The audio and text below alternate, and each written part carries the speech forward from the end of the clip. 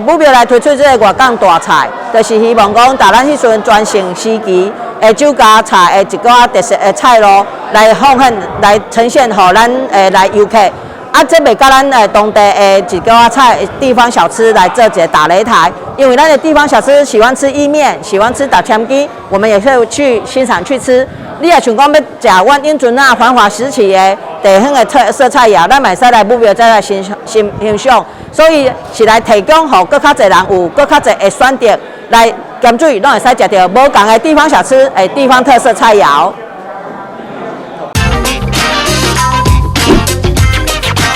掌握时政3分钟，台南进步向前冲。欢迎收看《市政3分钟》。俗谚“一府二路三艋甲4月金”。盐水曾经是台湾重点经济城市，在商业活动蓬勃的孕育之下，应酬文化也留下许多在地特色佳肴。盐水区近期推出粤港大菜，邀请大家在盐水风炮、月经港灯节、盐水意面之外，体验更丰富的文化特色美食，让游客在盐水小镇感受更多时代风华。来听听伟哲市长怎么说吧。非常高兴能够来到我们盐水武庙餐厅，来重现过去的粤港大菜。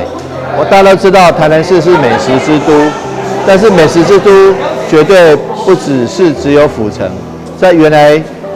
台南县的地方，我们知道一府二路三艋甲，还有4月金，也就是说过去曾经最繁荣、最繁华的，也就是我们的盐水。所以说盐水有很多这个菜色，当然有所谓的酒家菜。那过去的酒家菜，现在经过改良之后，成为粤港大菜。所以那欢迎大家来台南来盐水的时候，不仅可以看风炮、看月经港灯节，还有看月之美术馆，还可以吃大菜，吃到我们粤港大菜。所以我想非常多的这个美食，我们请了大厨来精心调制，将来也会在盐水的许多的餐厅、大街小巷都看得到。我们也很希望各位好朋友，大家来看看我们盐水除了美景，除了很好吃的水果、番茄意面之外，还有哪些大菜，都欢迎大家一起来盐水看美景、吃大菜。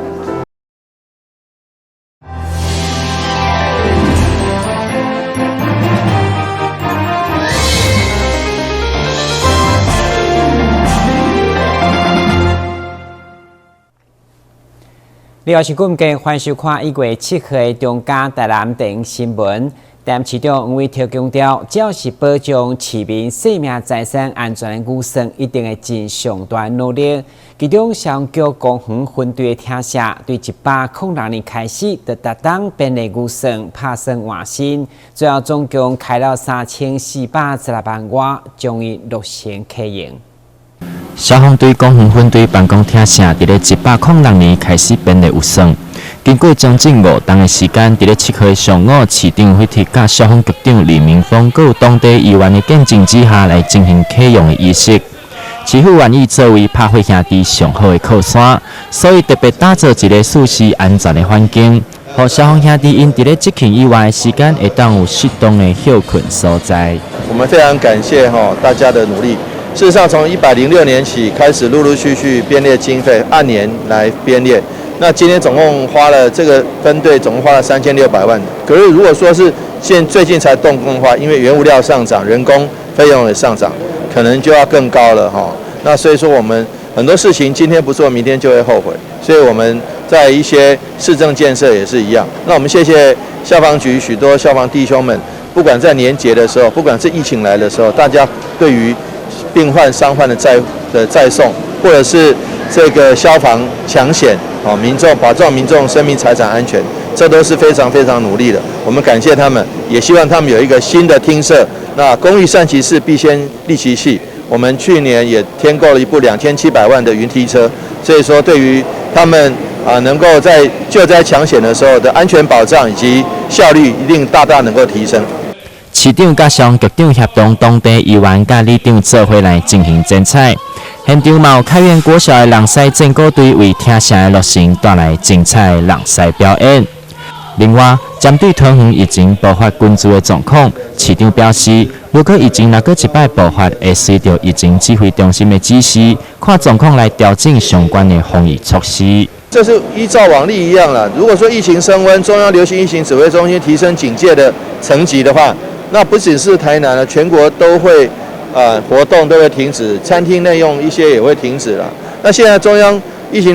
流行疫情指挥中心并没有做这样的宣示，我们当然遵从。另外，有一些活动如果真的别的地方没有疫情，台南产生疫情的话，我们自己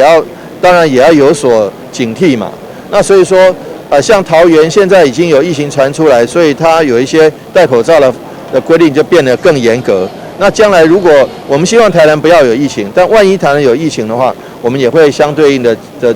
做一些调整。那所谓的活动停办或停止，这个过去曾经也发生过了，像2020年小英总统在拜庙的行程也因为疫情发生就停止了。那我们台南的国际蓝展我们后来因为疫情的关系也停止了。古都马拉松也因为疫情关系也停止了。然后有一些球赛像那个 U12也是停办了。所以我觉得其实这个部分并不是说现在要停办，绝对不是，是说如果疫情升温，中央规定要停止，我们就会停止。那如果疫情这个升温，疫情单独发生在台南市出现重大疫情的话，我们该停就会停。台南新闻刘品言采访报道。全国工业总会每一档结合所属的工会甲会员，伫岁末拢会到各县市进行寒冬送暖。今年因选定台南创设等4间新创机构来分送高达600万的物资甲100多万的现金，场面相当温馨。对马乐福基金会广场的物资有热布、有洗衫精等实用的日常用品。这拢是全国工业总会号召农业工会甲厂商所赞助，而且这只是一部分，总共有95项产品，高达600多万的物资，已经分送到台南市创设基金会等4间福利机构。上午所总会干部嘛专工对台北南下观证，市长黄伟哲伫社会局长的陪同嘛亲临见证。肯定总会成行，营造台南成为幸福友爱城市。岁末的时候，传统一般来讲，岁末大家就是发挥爱心，岁末冬寒，然后不管是募捐或是做什么，但因为今年比较辛苦，所以说很多机构他们都纷纷这个事实上需要大家的帮忙。那这个时候来的及时雨就是工业总会的物资。然后看到堆的这么多，都是来自我们会员公司工厂以及会员的行号他们的一个捐书的爱心。那我想这个部分相当感谢我们陈常理还有蔡秘书长的一个努力。我相信各县市大家都很需要捐赠的物资，我们就依据各个机构所需要的，然后针对我们企业会员来募资。大概有95个品项，大概有那一个差不多2吨的这个物资，还有大概差不多600多万。另外，我们也募集了100多万的这个善款现金，能够使这一趟的这一个关怀之旅能够达到很有效的。就像我们刚才市长所讲的，在疫情期间，然后这些物资应该能让我们台南的这些慈善机构能够得到更多的关怀。经过了解，全国工业总会每一档岁末拢会到各县市捐赠物资和慈善团体，同时因应天灾地变，更是集资发挥爱心。今年来到台南，选定乐福、创设、中泰甲菩提林高院4个单位。除了物资，嘛有105万的现金，相当感谢。全国工业总会上阵，台南市赞不赞？台南新闻，军籍何乔邦采访报道。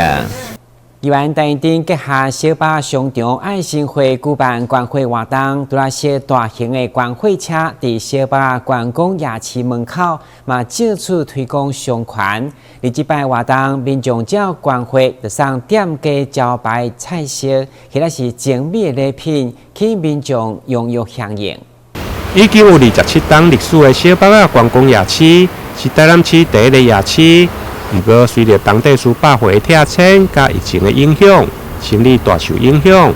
为了提振观光，商场发展协会特别结合宜兰单一町，发起观会公益活动。民众只要观会，就送小巴仔商家的招牌小食加商品，希望带动商机人潮。因为这地方吼，这个遮较晚年底，这个遮有听到讲有欠货的这个现象。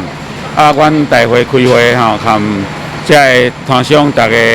怎样要发起这个捐血活动，啊，佮来联络这个议员吼，啊，议员佮甲阮讲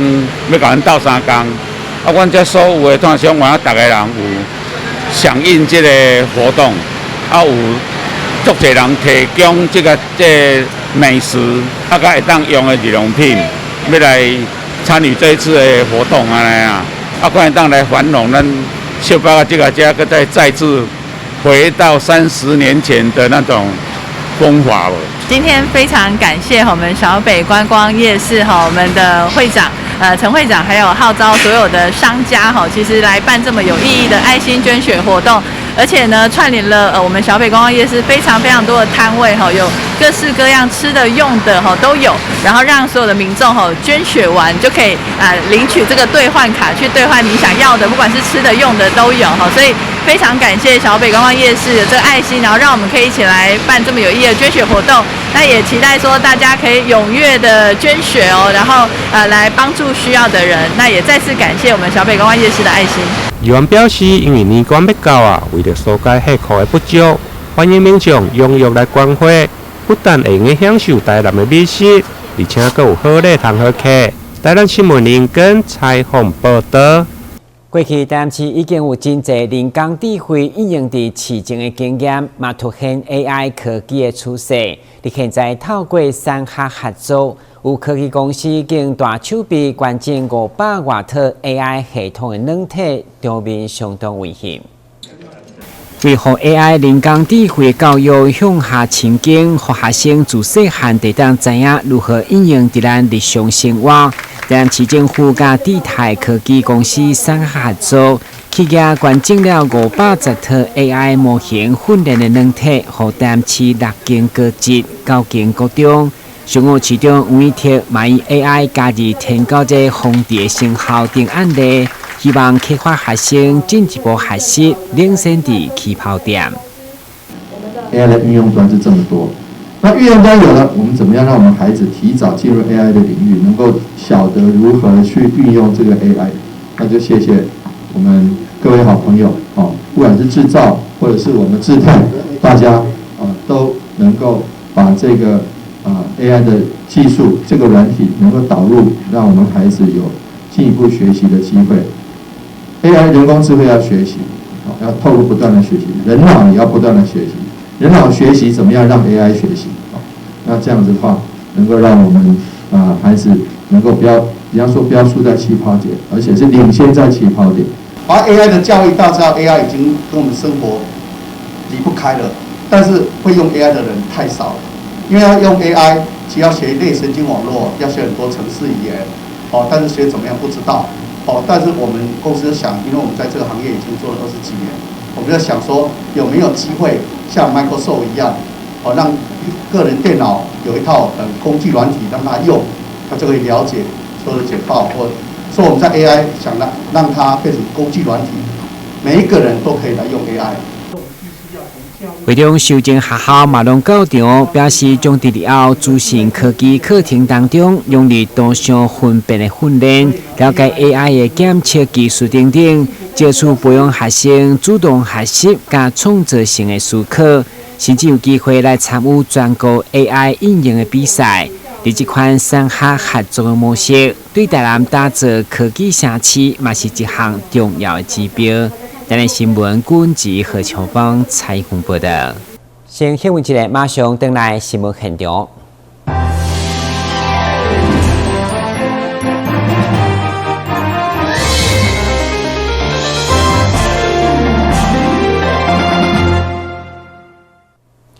北区花地里邀请社区的亲子共同创作故事绘本，就希望让大家对活动当中来认识环保责任加防灾观念。3档月来已经出版了4本，现在花地社区决定将这绘本捐予台南市14间国小，7号上午正式伫文园国小举办观测典礼。打开华德的童话森林，寻找波比。波比的绿生活，华德的秘密基地，幸福波比的家。天摇地动不要怕，波比保护你。这4本故事绘本，拢是由华德社区大小朋友共同创作，希望用轻松趣味的方式，将环保甲防灾观念传达给大众认识。华德社区为了将这好册推介给更多人，特别关注1本绘本，予咱市14间学校。为了多元文化的教育视野理念，那以创新推展启发旧思维，且需要有些温度。好，咱若想要变得较好的，就是有一点仔温度，有一点仔深度的优质社区。然而，我只是尽绵薄之力我就尽量做安尼啦然后改造每座公园的都有它的特色。故事文化将成为历史的遗刻。今天来新的小区拢无历史也没有文化。等一下我会介绍，就是有遗温所以新的社区什么都没有。我是说，将来你创造这个书本都有记录，我希望都有一个历史就是记录上10年后就有那个文化。一个社区型的活动，煞出现2位局长，也显示出观测活动受到政府的重视以及成功。包含了我们的环保，还有节能另外还有防灾。我想这一些的议题对我们小孩子来讲都是相当重要的所谓扎根跟启蒙的重要观念。所以透过绘本的方式来这个教导我们这些孩子，我想展现出来的真的是母爱精神很多的话要带动的话，实际上是不容易，因为社区本来就是不容易去各有各的角度，所以比较不容易带。但是在我们宋理事长跟宋兰美玉理事长这边他整个在社区的带动之下，他串联各局处，现在包括教育局也进来了，文化局也进来了，甚至于消防局、警察局都全部进来了。真的理事长好用心，好用心。那看得到他可以有4本这样子，真的，我想刚才2位局长有说真的可以看出他对里内的这个用心。那我们都知道华德里现在就是幸福波比这个猫头鹰的这个代表了啦所以住在华德里真的很幸福有这么认真努力的里长真的是大家的幸福。这处校前的学校分别是北区文园、丽人、大港、公园、咸北、大光、开元这7间国小。另外，中西区的成功国小，以及北门区的文山国小、新营区新生国小、大内区立溪国小、咸水区地头港国小、七股区光和国小，以及麻豆区培文国小等。台南新闻张秀维采访报道。配合台南市积极推动阅读的习惯，议员陈培雅每下城都赛主会捐赠3000本，总价值100万的册刊，予24间国小，都提升因阅读风气加艺文的素养，慢慢努力，让台南成为册芳的城市。台南市积极咧推广囡仔自细汉阅读的重要性。市员曾培雅每合台南市城都赛主会捐赠台南24间国小价值100万的册3000本，希望会当透过实际的行动来帮助台南市的学生，会当慢慢来培养出好的阅读习惯。今天的记者会最主要是推广阅读爱台南。我想阅读的孩子他能够专注他的思考，而且他能极短的时间得到最好的学习，还有比较没有一些的焦虑，让孩子更专注于在学习。今天我能够参与一些是我的荣幸。那本身呢，我们台南呢虽然是文化首都，但是在黄市长带领之下，成为全台数1数2的阅读城市现今虽然吸收新知的方式有非常多元哦，但是呢，阅读这件事情还是我们的根本哈。那本次的一个捐书活动，就是希望培养小朋友呢能够有提升更多的阅读的习惯以及兴趣哦。那在阅读当中得到知识与乐趣，那也希望我们台南市呢，除了是文化古都以外，也一样是能够作为第1名的一个书香城市啊。市长会体嘛特别抽出时间来向市员各城都赛主会表达感谢，感谢大家共同来为台南的基层教育努力的付出，让学校各学生会当有更完善的资源会当利用。我们真的非常非常感谢，因为这样子可以让我们孩子这个阅读更充，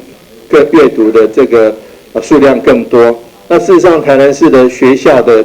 孩子的阅读率哈，在全国是排前面的哈。数一数二，应该都有这样的好的这个成果哈。那我们也谢谢我们成都狮子会能够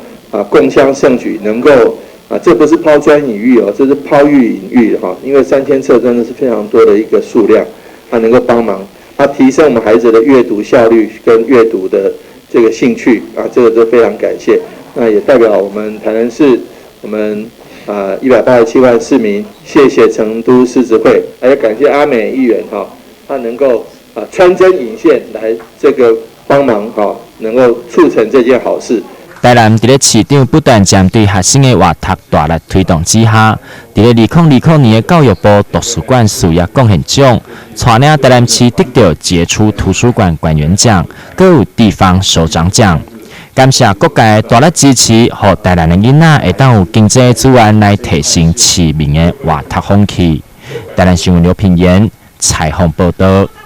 今年台南冠村年会大街13号开始5天，将伫市立棒球场边热烈登场。今以热情温馨等主题，要展现出古早冠村的精神美。当然，现场将近100台店家，竟是要一摆来满足消费者。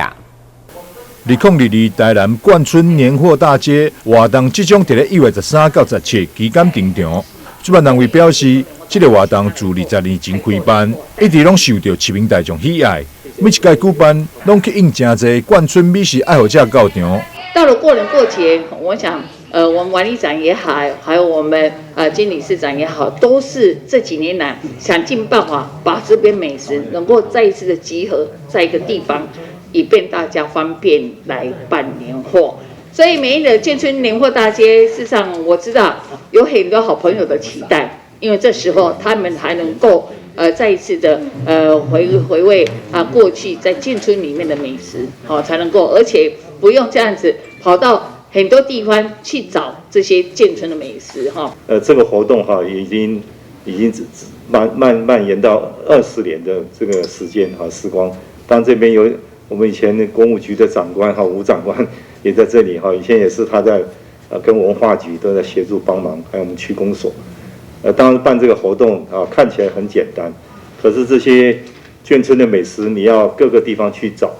找来参加，才要感觉到我们美食界有一个特色。那还准备一些过年应景的伴手礼。台湾其实只有台南才有眷村年货大街，那其他地方其实都很想办，但是他们发现到其实这个难度真的很高，都办不起来。为什么？因为其实能够出来的摊位，他们后来找的话，大概就只能够找个1摊2摊，他们没有办法像我们可能找个10几摊出来。所以变成说，如果说假设你的摊位如果说只有个2、3摊的话，那你就不能够挂眷村，你可能就是只能够像迪化街一样，做个年货大街，那没有办法打眷村这2个字。所以其实万事真的是起头难。那我们真的是承接了王里长，还有林美燕议员，还有各个科室的一个协助，所以我们才能够把这个年货大街办得非常的尽善尽美。活动同时会有真侪美食单位，不管是山东大饼、湖南腊肉、包子，或者是酒酿，各省的美食，大项拢有。主办单位这次更会邀请到街头艺人来表演，让2022台南年货大街活动好吃又个好耍。台南新闻张秀伟采访报道。感谢收看1月7号中嘉台南电影新闻，我是郭文杰，咱再会。